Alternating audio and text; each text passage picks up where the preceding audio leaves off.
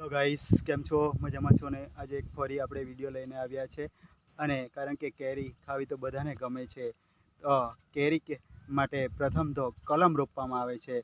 અને કલમ તેમાં બે પ્રકાર હોય છે, એક ચીપ કલમ અને બીજી છે ભેટ કલમ.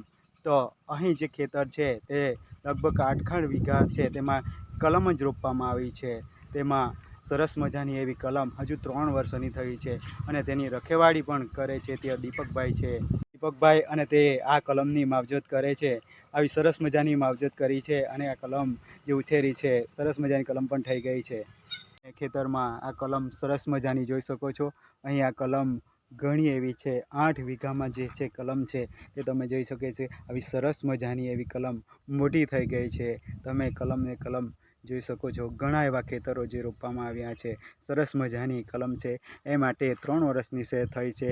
એના માટે તે લોકો જે કલમને ગોળ ફરતે રાઉન્ડ કરે છે અને ઉનાળામાં એમાં પાણી પણ આપવામાં આવે છે અને ખાતર પણ આપવામાં આવે છે. તેને કારણે આ ઓછા સમયમાં આટલી સરસ મજાની કલમ તમે જોઈ શકો છો.